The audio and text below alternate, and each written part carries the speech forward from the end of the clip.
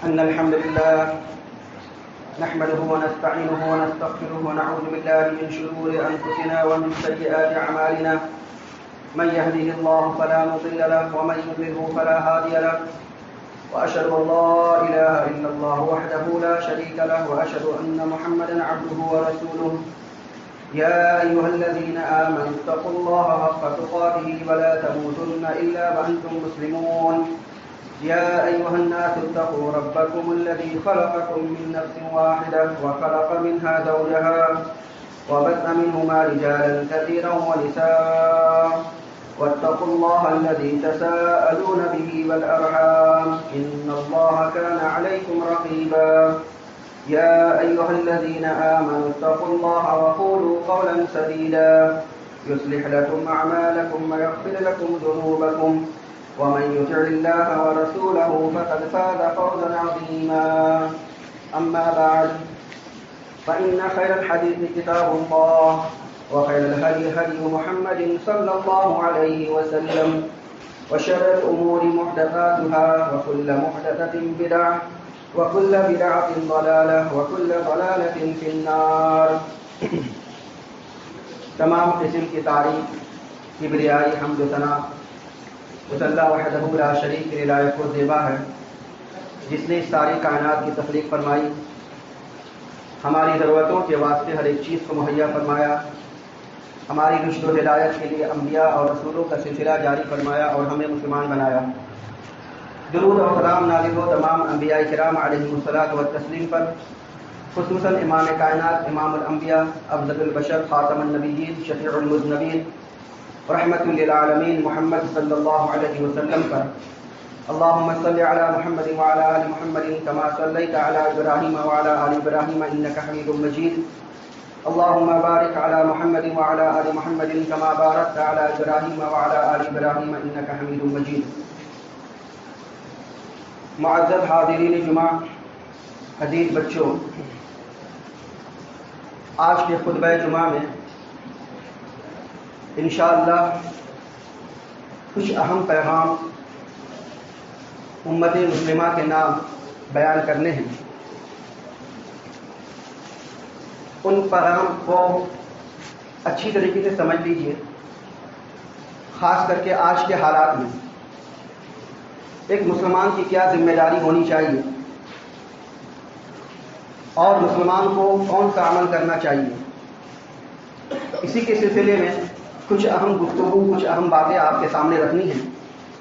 اللہ رب العزت سے دعا ہے کہ اللہ تعالی ہمیں حق کہنے، حق سننے، حق سمجھنے اور حق باتوں پر عمل کرنے کی توفیق عنایت فرمائے، آمین. یہ ہجرت مدینہ کا واقعہ ہے کہ اللہ کے نبی صلی اللہ علیہ وسلم جب مکہ سے ہجرت کر کے مدینہ پہنچے تھے، اس وقت مدینہ کی کیا حالت تھی. تقریباً مکہ کے جتنے صحابہ تھے یا مکہ کے جتنے مظلوم مسلمان تھے وہ سارے کے سارے مدینہ پہنچ چکے تھے. اب ایک طرف مکہ کے مسلمان جو مظلوم تھے ان کی رہائش کا مسئلہ تھا اور دوسری طرف ان کی روزی روٹی کا مسئلہ تھا. یہ حالات تھے نبی کریم صلی اللہ علیہ وسلم اور صحابہ رضی اللہ تعالیٰ عنہم اجمعین کے سامنے.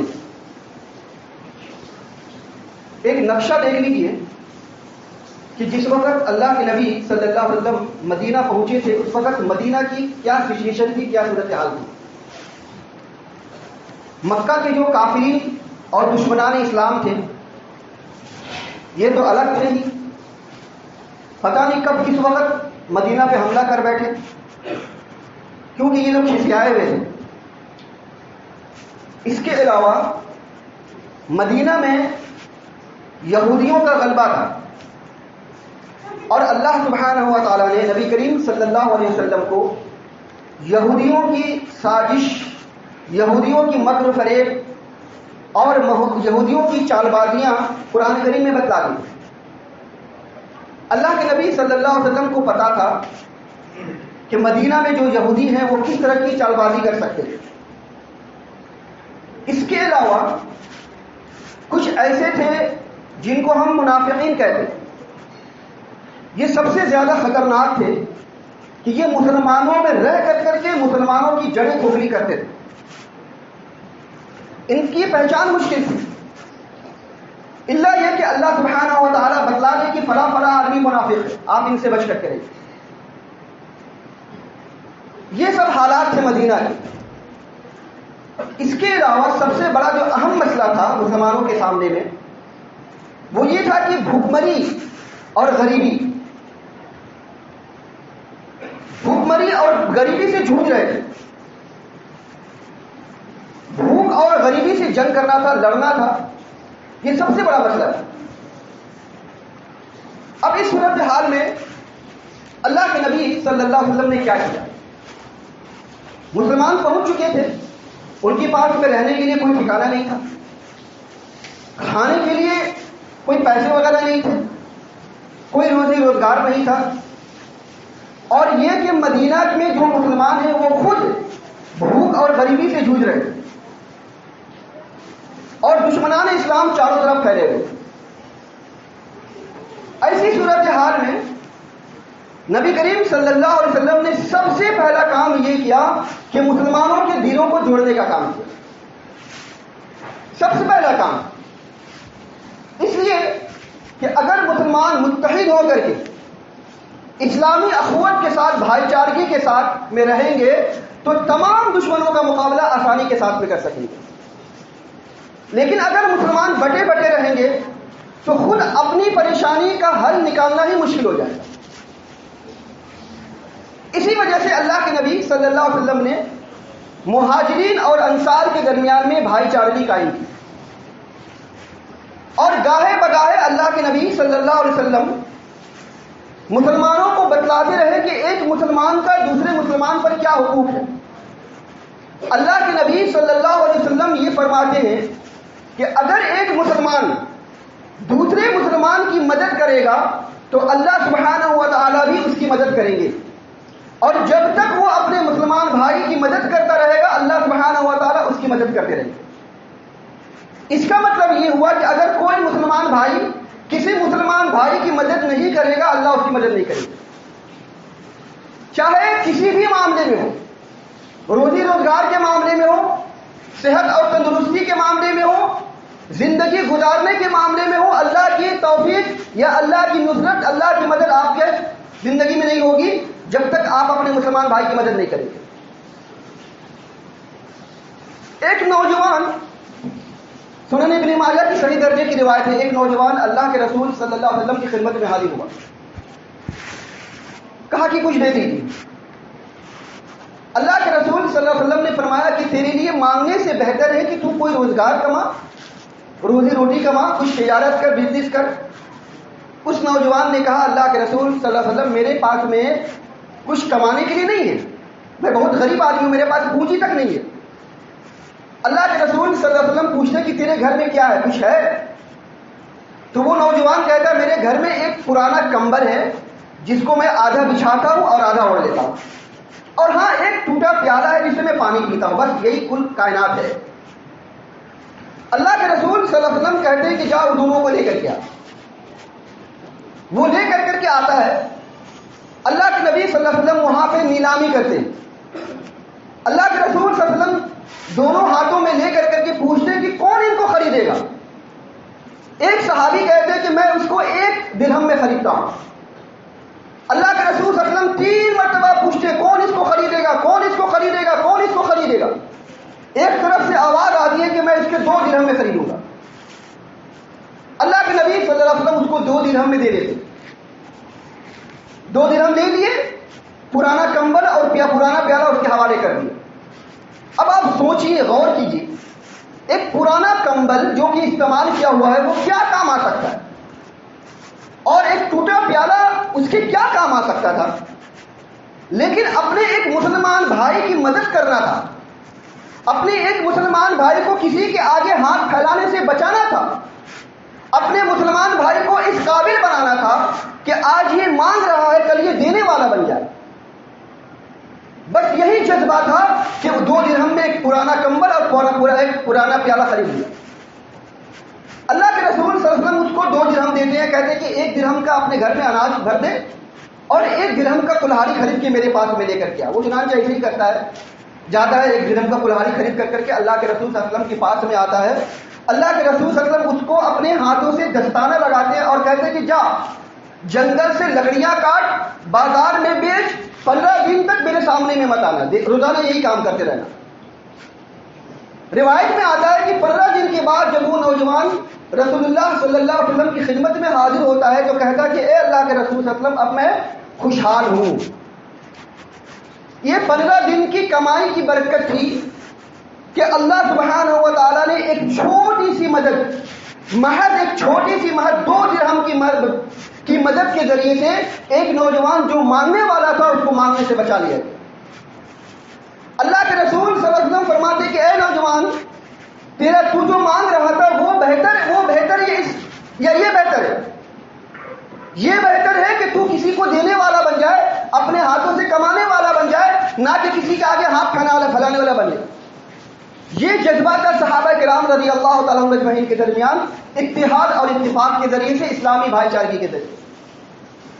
صحیح بخاری کی روایت میں آتا ہے اللہ کے نبی صلی اللہ علیہ وسلم نے جب بھائی چارگی قائم کر دی تو سعد بن ربیع رضی اللہ تعالیٰ عنہ اور حضرت عبد الرحمن بن عوف رضی اللہ تعالیٰ عنہ کے درمیان میں بھائی چارگی قائم کی. سعد بن ربیع رضی اللہ تعالیٰ عنہ مدینہ کے مہاجر انصار تھے اور عبد الرحمن بن عوف رضی اللہ تعالیٰ عنہ مکہ کے مہاجر تھے.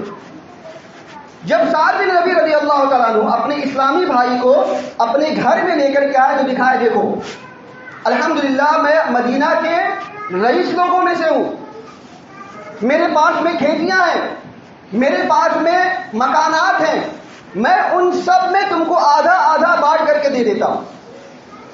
یہاں تک کہ اگر تم کھیتی باڑی کرنے کی طاقت نہیں رکھتے ہو تو ہم خود کھیتی باڑی کریں گے اور اس میں سے جو آدھا پیدا ہوگا اس پیداوار میں سے آدھا تم کو دے دیں گے, آدھا اپنے رکھ لیں گے. میرے پاس میں 2 بیویاں ہیں, ایک بیوی کو طلاق دیتا ہوں, عدت گزرنے کے بعد تم ان سے نکاح کر لینا. سارا کا سارا اٹھا کر کے اپنے مہاجر بھائی کے سامنے میں رکھ دیا. روایت میں آتا ہے کہ حضرت عبد الرحمن بن عوف رضی اللہ تعالیٰ عنہ کی غیرت نے اس چیز کو جواب دیا کہ بھائی اللہ تعالیٰ آپ کی کمائی میں برکت عطا فرمائے, مجھے تو یہاں کے بازار کا راستہ بتا دیجیے. سعد بن ربیع رضی اللہ تعالیٰ عنہ نے ان کو ایک بازار کا راستہ بتلا دیا.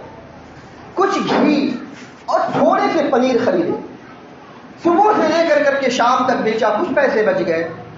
دوسرے دن پھر خریدا, پھر بیچا, پھر کچھ پیسے بچ گئے. ایسے کرتے روایت میں آتا ہے, صحیح بخاری کی روایت میں فرماتے حضرت عبد الرحمن بن عوف رضی اللہ تعالیٰ عنہ کہ اللہ سبحانہ و تعالیٰ نے میری کمائی میں اتنی برکت عطا کی کہ میں مٹی کو ہاتھ لگاتا ہوں تو اللہ کے حکم سے سونا بن جاتا. یہ ایک جذبہ تھا مسلمانوں کے درمیان میں کہ کہاں ایک ان کے پاس میں رہنے کے لیے چھت نہیں تھے, کہاں ان کے پاس میں کھانے کے لیے روٹیاں نہیں تھی, لیکن آج الحمدللہ وہ ایک سونے کے مالک بن جا رہے ہیں اور ایک بڑا ان کا بزنس پھیل چکا ہے. یہ ایک اسلامی بھائی چارگی اور اسلامی اتحاد کو قائم کرنے کے ذریعے سے آج اس کا ثمرہ دکھ رہا ہے, یہ برکت دکھ رہا ہے. اللہ کے رسول صلی اللہ علیہ وسلم نے جس بھائی چارگی کو قائم کیا تھا, صحابہ کرام رضی اللہ تعالیٰ عنہم اجمعین کے درمیان میں وہ بھائی چارگی دکھ رہی تھی.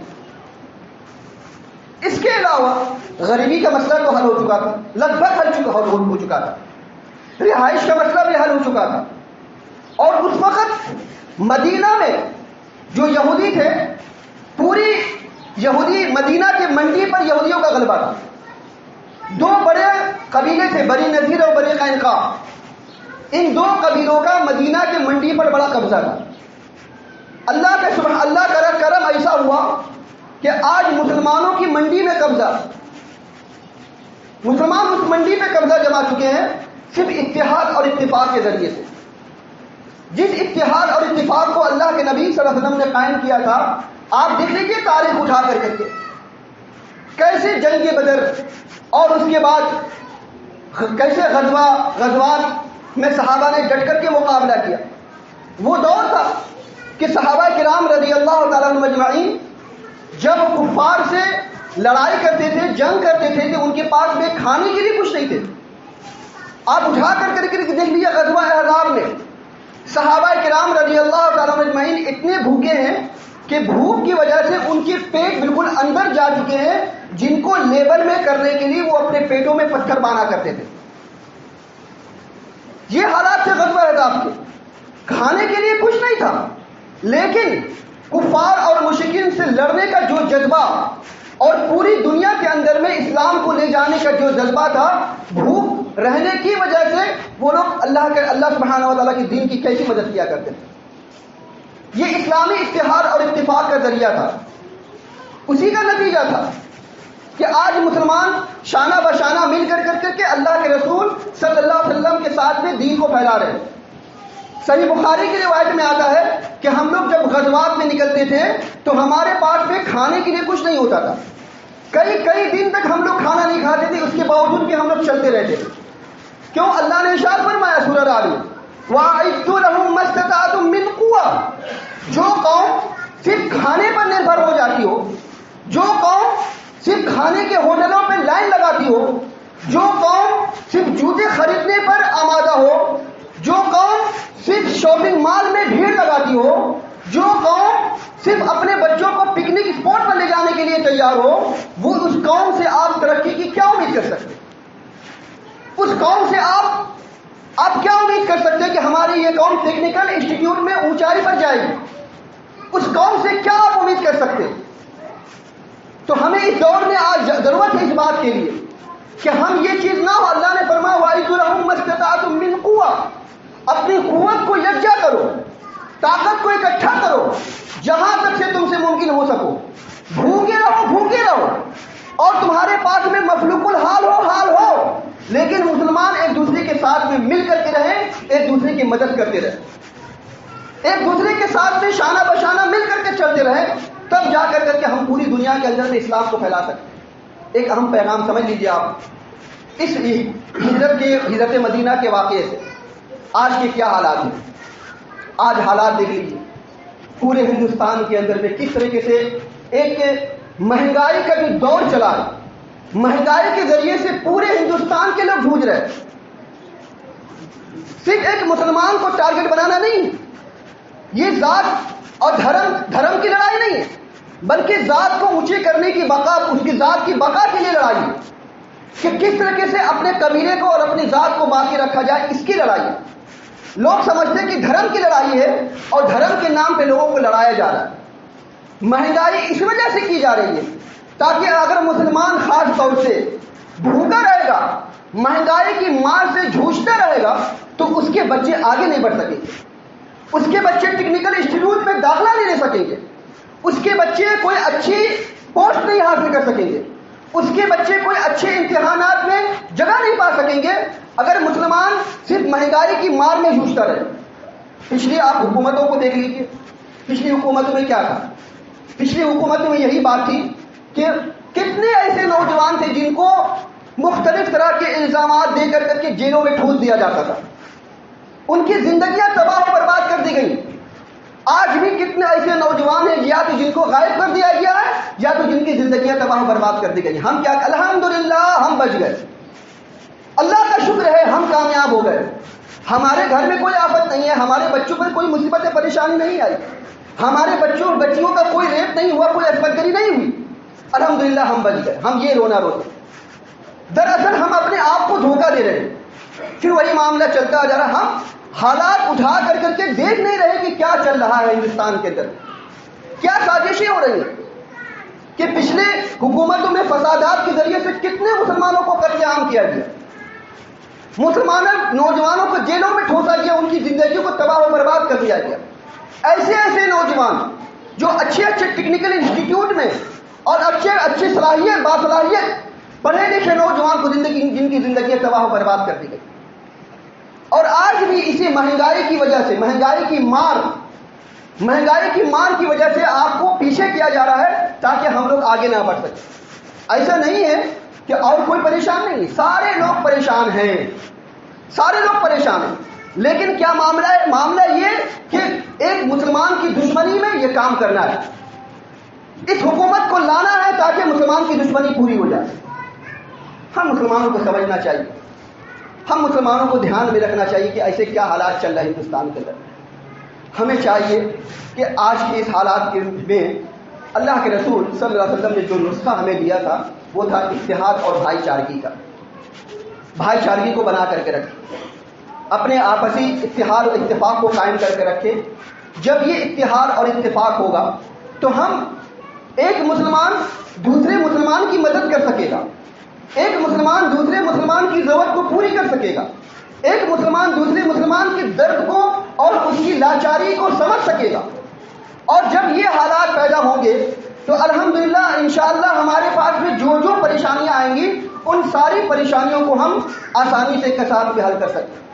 ورنہ آپ مہنگائی کی مار جھیلتے رہیں, پریشانی اور دکھ مصیبت سے پریشان عاجز ہوتے رہیں, تنگ آتے رہیں, کوئی فرق پڑنے والا نہیں. اگر آپ کو اس کا حل نکالنا ہے اور آگے بڑھنا ہے تو آپس میں اتحاد اور اتفاق کو قائم کیجیے. خاص طور سے ہم اپنی جو ہم لوگ ایک فضول خرچی کرتے ہیں, فضول خرچی کرنے کے ذریعے سے ہم لوگ کتنا روپیہ تباہ و برباد کر دیتے ہیں, چاہے شادی بیاہ کے معاملے میں ہو یا شادی بیاہ کے تعلق سے رسم و رواج کے معاملے میں ہو یا اور بھی کسی بھی معاملے میں ہو.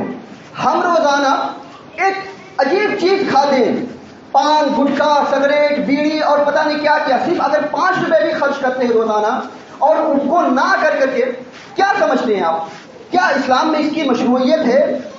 ہر مسلمان جانتا ہے کہ اسلام میں اس کی کوئی مشروعیت نہیں ہے, کوئی اس کی اجازت نہیں ہے اسلام کے اندر میں.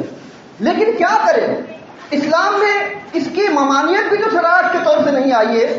ہم مجبور ہیں کہ 5 روپے ہی صحیح خرچ کر کے ان کا استعمال کرتے ہیں اور اپنی صحت کو نقصان پہنچاتے ہیں. اللہ کے واسطے یہ آپ کی فضول خرچی کے خاتے میں آتا ہے, کل اللہ کے یہاں آپ کو جواب دینا پڑے گا اسی 5 روپے کا, اسی 5 روپیوں کا اللہ کے یہاں حساب دینا ہوگا. اگر آپ ہم میں سے ہر آدمی صرف 5 روپے جمع کر کے روزانہ رکھے تو سال میں اور پھر سال میں 10 سال میں کتنے روپے لگے, کتنے روپے اکٹھے ہوں گے, آپ اس کا اندازہ لگا لیجیے, کیلکولیشن کر لیجیے آپ. اسی طریقے سے ہم بتلانا چاہتے ہیں کہ جو لوگ قوم کا پیسہ لے کر کے اور عیاری میں اور دکھاوے میں خرچ کرتے ہیں ان کو سمجھنا چاہیے کہ آج یہ قوم جس پر بھوکمری کو اور مہنگائی کو مسلط کر دیا گیا ہے, یہ قوم پیسہ کہاں سے لائے؟ اگر لا رہی ہے آپ کی آواز پر لبیک کہتے ہوئے آپ کو دے رہی ہے اور صدق کے دل سے دے رہی ہے, کسی جذبے کے تحت دے رہی ہے, تو آپ کی ذمہ داری بنتی ہے کہ آپ اس کو پھولوں پر نہ خرچ کریں. آپ کی ذمہ داری بنتی ہے کہ آپ اس کو اسٹیج سجانے پر نہ خرچ کریں. آپ کی ذمہ داری بنتی ہے کہ عالیشان مسجدوں کو تعمیر کرنے میں نہ خرچ کر دیں. آپ کی ذمہ داری بنتی ہے کہ آپ ایک جگہ سے لے کر کے دوسری جگہ تک لائٹ لگا کر کے اس کو خرچ نہ کر دیں, اس لیے کہ یہ قوم کا پیسہ ہے, یہ قوم کا پیسہ ہے, قوم کی تعمیر میں خرچ ہونی چاہیے. ایک تعمیری مزاج ہمارے درمیان میں ہونا چاہیے, ہمارے ذہنوں میں ہونا چاہیے. لیکن ہمارے علماء کے درمیان میں اس چیز کی کوئی کمی نہیں. قوم کا پیسہ لیتے ہیں, قوم کا پیسہ آ رہا نا, اپنی جیب سے تو کوئی خرچ نہیں ہو رہا.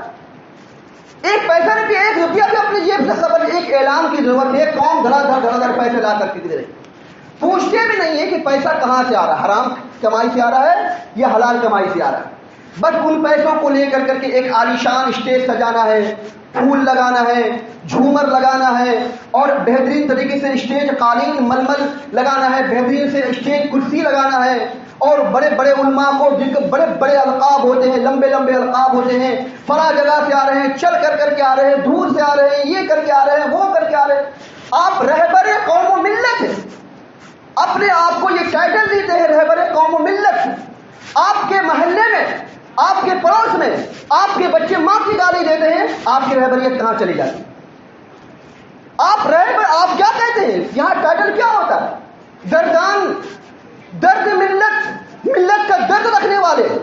آپ کے بچے آپ کے محلے میں ننگے گھوم رہے ہیں, آپ کی بچیاں ننگی گھوم رہی ہیں, آپ کی بچیاں بے حجاب گھوم رہی ہیں, آپ کی رہبریت کہاں چلی جائے؟ صرف رہبریت یہی ہے کہ آپ 5 وقت نماز پڑھائیں اور لچھے دار تقریر کرتے ہوئے چلے جائیں, یہ آپ کی رہبریت ہے؟ قوم و ملت کا پیسہ لے کر کے اللہ کے واسطے قوم و ملت کی تعمیر میں خرچ کیجیے, اور ہم اپنے اپنے نوجوانوں سے اور اپنے احباب سے گزارش کرنا چاہتے ہیں کہ اللہ کے واسطے فضول خرچی بند کیجیے. یہ شادی بیاہ میں آج پتہ نہیں حالات کیا ہیں اور آنے والے حالات کیا ہوں گے. ان پیسوں کو بچا کر کے جو ہم فضول خرچی کرتے ہیں ان پیسوں کو بچا کر کے قوم کی تعمیر میں خرچ کریں. ایک جذبہ رکھیں کہ کیسے ہماری قوم آگے بڑھے, کیسے ہماری بچیاں ایک ٹیکنیکل انسٹیٹیوٹ میں داخلہ لے سکے. ہمارے بچے کی آپ دیکھ لیجیے high court Karnataka high court کا کیا فیصلہ آیا. یہ فیصلہ آیا کہ مسلمان لڑکیاں یا بچیاں حجاب نہیں پہن سکتی. ہماری بچیاں اگر اسکول میں جائیں گی کالج میں جائیں گی تو ان کو جانا ہوگا بے حجاب ہو کر کے, چاہے جتنی بڑی ہو. اگر یہ ہمارے یہاں کی اس طرح کا ٹیکنیکل انسٹیٹیوٹ ہوتا, ہمارے یہاں کے کالج ہوتے, ہمارے پاس اسکولس ہوتے, ہمارے پاس یونیورسٹیاں ہوتی, آج ہم مسلمان کیا دعویٰ کرتے ہیں ہندوستان کے اندر میں 25 کروڑ ہیں, 25 کروڑ مسلمان ہیں.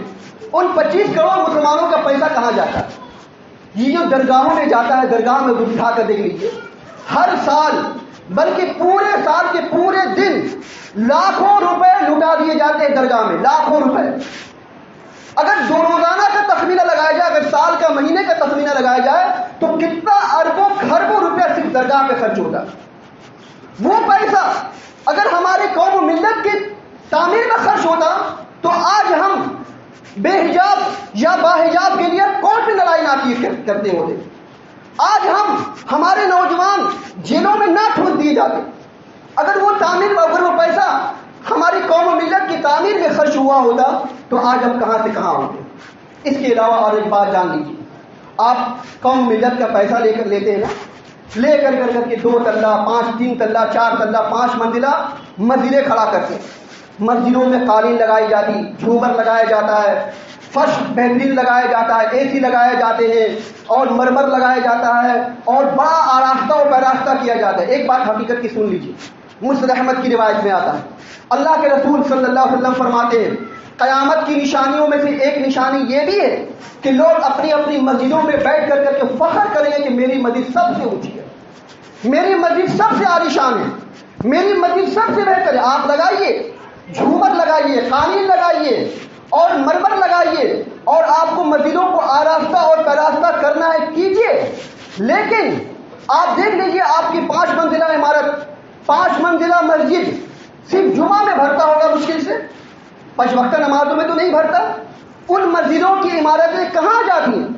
آپ کی کوشش ہونی چاہیے کہ ان مسجدوں کی عمارتوں کو ایک عمارت میں ٹیکنیکل انسٹیٹیوٹ بنایا جائے, ایک عمارت میں لڑکیوں کی دستکاری کے لیے ایک شعبہ کھولا جائے, ایک عمارت میں بچوں اور بچیوں کی تعلیم کا کوئی اچھا بندوبست کیا جائے, ایک عمارت میں شعبہ تحقیق کا کوئی ڈپارٹمنٹ قائم کیا جائے, ایک عمارت میں صحت اور تندرستی کے تعلق سے مسلمانوں میں یہ بیداری پیدا کی جائے اور مسلمانوں کو دوائیں فراہم کی جائیں, ان کو صحت و تندرستی کے تعلق سے آگاہ کیا جائے, بیدار کیا جائے. یہ سارے ڈپارٹمنٹ مسجد سے ہونا چاہیے. لیکن ہم لوگ قوم کا پیسہ لے کر کے مسجد کا تعمیر کرنی ہے, مسجد کھڑی کرنی ہے, 5 تلہ 6 تلہ مسجدیں کھڑی کر, لمبے گنبد, لمبے محراب, بڑے محراب لگا دیتے ہیں قوم ملت کے پیسہ لے کر کے, لیکن قوم و ملت کی تعمیر میں 1 روپے بھی خرچ نہیں کر پاتے.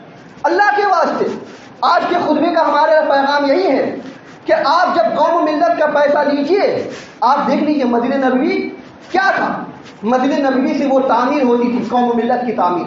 مسجد کچی تھی نا, صحابہ کرام رضی اللہ تعالیٰ عنہ جب سجدے کرتے تھے تو بارش کے پانی کی وجہ سے ان کا چہرہ کیچڑ میں لٹ پٹ ہو جاتا تھا, لیکن اسی لٹ پٹ جگہ سے انہوں نے قوم و ملت کی تعمیر کی, اسی لٹ پٹ جگہ سے اتحاد و اتفاق کو قائم کیا, اسی لٹ پٹ جگہ سے پوری دنیا کے اندر میں اسلام کو پھیلایا, اسی لٹ پٹ جگہ سے پوری دنیا کے کونے کونے میں اسلام کو پہنچایا. تو ہمارا آج کا مزاج ہمارا یہاں یہ ہونا چاہیے کہ ہم اسی مسجد کے ذریعے سے, اسی 5 تلہ 6 تلہ مسجد کے ذریعے سے ہم قوم و ملت کی تعمیر کریں, اس لیے کہ ہم ان کا پیسہ لیتے ہیں. تو ہمیں چاہیے کہ آج ہم ان سب چیزوں کی طرف دھیان دیں. آج دیکھ لیجیے ہماری بچیاں بے حجاب گھوم رہی ہیں اور ہم لڑ رہے ہیں سپریم کورٹ میں حجاب کے معاملے میں. اگر یہ ہمارا اچھا معاملہ ہوتا کہ ہم اپنی بچیوں کو حجاب کے معاملے میں تعلیم دیں, ہم اپنی بچیوں کو حجاب کے معاملے میں بیدار کرتے, ہم بتلاتے کہ حجاب اسلامی حجاب کی کیا پہچان ہے، اسلامی حجاب کی کیا اہمیت ہے، اسلامی حجاب کی کیا ضرورت ہے۔ اسی خطبے میں آپ کو بتایا جا چکا ہے اسلامی حجاب کے عنوان سے کہ ہماری بہنیں کپڑے پہنتی ہیں، نقاب پہنتی ہیں، لیکن ان اتنا چست پہنتی ہیں کہ جس کی وجہ سے اللہ کے نبی صلی اللہ علیہ وسلم فرماتے ہیں کہ ایک زمانہ آئے گا، صحیح بخاری کی روایت میں ایک دور آئے گا کہ مسلمان کی عورتیں کپڑے پہنیں گی لیکن اس کے باوجود بھی ننگے ہوں گی۔ آج یہ حالات آ چکے ہیں اور ہم سپریم کورٹ میں لڑائی کر رہے ہیں، سپریم کورٹ میں لڑائی کر رہے ہیں، کس کے لیے؟ حجاب کے لیے، حجاب کے لیے کیوں لڑنا پڑ رہا؟ اللہ نے کیا فرمایا؟ فاتقوا اللہ ما استطعتم۔ وقت ہو چکا ہے لیکن ہم آپ سے 5 منٹ اور لینا چاہتے ہیں۔ اللہ نے کیا فرمایا؟ فاتقوا اللہ ما استطعتم، ڈرو اللہ سے جتنا اللہ سے ڈرنے کی طاقت رکھتے ہو۔ جہاں جہاں آپ کو ممکن ہو کہ آپ اپنے اسلامی شناخت کو قائم رکھ سکتے ہیں آپ رکھیے اللہ کے واسطے۔ کوئی روک ٹوک ابھی تک نہیں ہوا، کہیں پہ آپ کو کوئی نہیں کہے گیا کہ آپ کو مسجدوں میں اذان نہیں آنی چاہیے، کہیں آپ کو یہ نہیں کہا گیا کہ آپ قرآن نہیں پڑھ سکتے، کہیں سے یہ آواز نہیں آتی ہے کہ آپ یہ کام نہیں کر سکتے۔ اللہ کے واسطے جہاں جہاں معاملہ ایسا ہے وہاں پہ اسلامی شناخت کو قائم رکھیے، برقرار رکھیے، ورنہ وہ دور آئے گا کہ جب ہم اسلامی شناخت کے لیے، اس کی بقا کے لیے لڑائی کریں گے، جد و جہد کریں گے، سڑکوں پہ آئیں گے، تو وہ لاچاری سامنے میں آئے گی جو اللہ کے رسول صلی اللہ علیہ وسلم کے دور میں مدینہ جب ہجرت کر کے پہنچے تو وہ لاچاری کس کو کہتے ہیں؟ لاچاری اس کو کہتے ہیں کہ جب کوئی قوم چاروں طرف سے دبوچی جائے، جب کسی قوم پر چاروں طرف سے ظلم ہو رہا ہو، ان کی ظلم کی آواز سننے والا کوئی نہ ہو، ان کی درد کی آواز کو سننے والا کوئی نہ ہو، ان کی مدد کو آنے والا کوئی نہ ہو، ان کے حق میں کوئی آواز اٹھانے والا نہ ہو، کوئی ظلم کے خلاف آواز بلند کرنے والا نہ ہو، اس کو لاچاری کہتے ہیں۔ تو آج ہم اس لاچاری کی کس حد تک پہنچ چکے ہیں ہندوستان کے اندر میں آپ اندازہ لگا لیجیے۔ آپ دیکھ لیجیے سوشل میڈیا پہ اور دیگر ذرائع میں، ٹویٹر میں اٹھا کر کے دیکھ لیجیے کہ مسلمانوں کے خلاف کیا ٹرینڈ چل رہا ہے اور مسلمانوں کے خلاف کیا کیا باتیں ہو رہی ہیں۔ تو ایسے حالات میں، ایسے دور میں ایک مسلمان کی ذمہ داری سب سے بڑی بنتی ہے کہ ایک مسلمان دوسرے مسلمان کے درد کو سمجھے اور فضول خرچی بند کرے، اور ایک جگہ جہاں پہ ہم ایک فضول خرچی کرتے ہیں صرف اپنی نفسانی خواہشات کو پوری کرنے کے لیے، اللہ کے واسطے یہ چیز بند کیجیے، یہ چیز بند کیجیے۔ آپ کسی کو نہ جانتے ہو، کسی کو نہ پہچانتے ہو، کسی سے آپ کا کوئی تعلق نہ ہو، لیکن آپ کو ہماری ذمہ داری یہ بنتی ہے کہ آپ اس ضرورت مند تک اپنا پیغام پہنچائیں اور اپنا امداد پہنچائیں۔ اس لیے کہ اللہ کے رسول صلی اللہ علیہ وسلم فرماتے ہیں کہ اللہ سبحانہ و تعالیٰ اس بھائی کی اس وقت تک مدد کرتا رہے گا جب تک وہ اپنے بھائی کی مدد کرتے رہیں گے۔ اس لیے آج کے دور میں ہمارا آج کے خطبے کا پیغام یہ ہے کہ فضول خرچی بند کیجیے، جہاں تک ممکن ہو سکے 1 روپے کی بھی صحیح، 1 روپے کے بھی صحیح ایک بیت المال بنائیے، ایک سسٹم بنائیے، ایک ایسی چیز تعمیر کیجیے، ایک ایسی چیز بنائیے کہ ہم جس کے ذریعے سے اپنے مسلمان بھائی تک مدد پہنچا سکیں۔ بھلے سے ہمارے پاس میں کچھ نہ ہو، بھلے سے ہمارے پاس میں کچھ نہ ہو، یہ چیز ہونی چاہیے کہ ہم اپنی قوت کو یکجا کریں۔ قوت آج کے دور میں یہ نہیں ہے کہ آپ تیر اور تلوار لے کر کے قوت کو یکجا کریں، بندوق لے کر کے، لائسنس لے کر کے آپ طاقت کو یکجا کریں۔ یا طاقت کو یکجا کرنے کا مطلب یہ ہے کہ تعلیم پر دھیان دیجیے، شعور پر دھیان دیجیے، اپنے بچوں کو باوقار بنائیے، اپنے بچوں کو اسلامی تعلیم سے آراستہ اور پیراستہ کیجیے، اپنے گھروں میں اپنی بہنوں کو، اپنی بیویوں کو اور اپنے خواتین کو سمجھائیے کہ اسلامی حجاب کی کیا شکل ہے اور اسلام ہمیں حجاب کی کیا اہمیت دیتا ہے اور کیسے حجاب کے ساتھ میں نکلنا چاہیے، اور ان کو بتلایا جائے کہ کس طریقے سے آج کے دور میں ہمیں اسلامی تعلیم حاصل کر کے اللہ کی طرف رجوع کرنے کی ضرورت ہے، کس طریقے سے آپس میں ایک دوسرے کے ساتھ میں اتحاد و اتفاق بنائے رکھنے کی ضرورت ہے، کس طریقے سے ایک دوسرے کے ساتھ میں مدد کرنے کی ضرورت ہے۔ یہ مہندی کی رسم، یہ ہلدی کی رسم اور یہ رسم اور اس رسم کے ذریعے سے جو ہم فضول خرچی کرتے ہیں، ان پیسوں کو بچا کر کے ہم اگر چاہیں تو کسی مسلمان بہن کی مدد کر سکتے ہیں۔ ان پیسوں کو اگر بچائیں تو ہم کسی کی دوا علاج کے لیے پیسے خرچ کر سکتے ہیں۔ اگر ان پیسوں کو بچایا جائے تو ہم ایک ہاسپٹل تعمیر کر سکتے ہیں۔ ان پیسوں کو اگر بچایا جائے تو ہم ایک ٹیکنیکل انسٹیٹیوٹ قائم کر سکتے ہیں۔ بہت سارے کام پڑے ہیں ابھی ہم ہندوستان کے اندر، بھی شاید کچھ نہیں ہوا۔ کیوں؟ اس وجہ سے کہ ابھی ہم کھانے کے ہوٹل میں بھیڑ لگا رہے ہیں اور شاپنگ مال میں جا جا کر کے بھیڑ لگا رہے ہیں۔ اللہ کے واسطے اس چیز کو سیریسلی لیجیے۔ سب سے پہلے اتحاد و اتفاق قائم کیجیے، اور جہاں تک ممکن ہو سکے ایک مسلمان دوسرے مسلمان کی مدد کرے، ایک مسلمان دوسرے مسلمان کی ضرورت کو سمجھے، ایک مسلمان دوسرے مسلمان کی ضرورت کو پوری کرے جہاں تک ممکن ہو سکے، فضول خرچی کرنے سے بچے، اپنے گھر میں اپنے بچیوں کو اسلامی تعلیم سے آراستہ پیراستہ کرے، ان کو اسلامی حجاب کے معنی اور مفہوم سمجھائے، اور اس طریقے سے آپس میں چاہیں کہ ایک دوسرے کی مدد کریں تاکہ ہم لوگ ایک معیشت کو اٹھا سکیں۔ جن کی معیشت کمزور ہے، جن کی معیشت جو ہے اس قدر نہیں ہے کہ وہ کسی کی مدد کر سکتے ہو، تو ہمیں چاہیے کہ ان پیسوں سے اپنے اس بھائی کی مدد کریں تاکہ وہ ایک معیشت کو اٹھا سکے، ایک معیشت کو سنبھالا دے سکے، اس کے پاس میں اپنا کاروبار ہو، اپنی بزنس ہو، اپنا تجارت ہو، وہ کسی کو دینے والا بنے، لینے والا نہ بنے، کسی کے آگے ہاتھ پھیلانے والا نہ بنے، کسی کو دینے والا بنے، کسی کی مدد کرنے والا بنے۔ اللہ کے نبی صلی اللہ علیہ وسلم نے اپنی ملت کو، اپنی قوم کو، اور اللہ سبحانہ و تعالیٰ نے اس امت کو دینے والا بنایا ہے، لینے والا نہیں بنایا ہے۔ اس لیے اللہ کے واسطے ایسا کوئی قدم اٹھائیے کہ جس سے ہم دینے والے بنے، ہماری قوم کسی کے آگے ہاتھ نہ پھیلائے، ہماری قوم کسی کے آگے جا کر کے روئے نہیں، ہماری قوم جا کسی کے آگے روئے گڑگڑائے نہیں، ہماری قوم جا کر کے کسی کے دامن میں فریاد رسی نہ کرے۔ ان چیزوں سے اپنے آپ کو بچائیے، اس لیے کہ اگر وہ ہمارا بھائی اس طرح کی حرکت کرتا ہے تو ہمیں تھوڑا سا احساس ہونا چاہیے کہ ہم کہاں جا رہے ہیں، کہ ہماری ہی قوم کے لوگ، ہمارا ہی بھائی اس قدر جھک چکا ہے۔ اللہ کے واسطے ان ساری چیزوں کو کیجیے، اور اس کے علاوہ آپ کرنٹ افیئرز، حالات حاضرہ اٹھا کر کے دیکھ لیجیے، کیسے موب لنچنگ کے ذریعے سے مسلمانوں کو قتل عام کیا جا رہا ہے، گو رکشک کے نام پہ مسلمانوں کو زور و کور کیا جا رہا ہے، اور کیسے کیسے کن معاملات میں مسلمانوں کو ہریسمنٹ کیا جا رہا ہے، تاکہ مسلمان ہریسمنٹ رہے، مسلمان آگے نہ بڑھے، ان کے اندر میں تعلیم اور ان کے اندر میں شعور کی بو باش نہ ہو، ان کے اندر میں کسی چیز کا کوئی احساس نہ ہو، وہ آواز نہ بلند کر سکے، وہ اٹھ کھڑا نہ ہو سکے، وہ چلنے کے قابل نہ ہو سکے، اس کو اتنا جھکاؤ کہ وہ کھڑا نہ ہو سکے، ہمارے آگے بولنے کی اس کے پاس کوئی جرأت نہ ہو۔ اس قدر جو ہے ہمیں کمزور آج کیا جا رہا ہے۔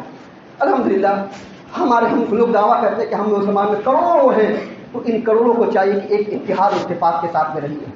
اللہ تعالیٰ سے دعا کیجیے، اللہ سبحانہ و تعالیٰ ہم سبوں کو اتحاد اور اتفاق کے ساتھ میں رہنے کی توفیق عطا فرمائے۔ الہ العالمین ہم تمام مسلمانوں کو ایک دوسرے کی ضرورت کو پوری کرنے کی توفیق عطا فرمائے۔ الہ العالمین ہم تمام مسلمانوں کو اسلامی شاعر اپنانے کی توفیق عطا فرمائے۔ الہ العالمین ہم تمام مسلمانوں کو صدق کے دل سے توبہ کرنے کی توفیق عطا فرمائے۔ الہ العالمین ہم تمام مسلمانوں کو فضول خرچی سے بچنے کی توفیق عطا فرمائے۔ الہ العالمین ہم تمام مسلمانوں کو ایک دوسرے کی مدد کرنے کی توفیق عطا فرمائے۔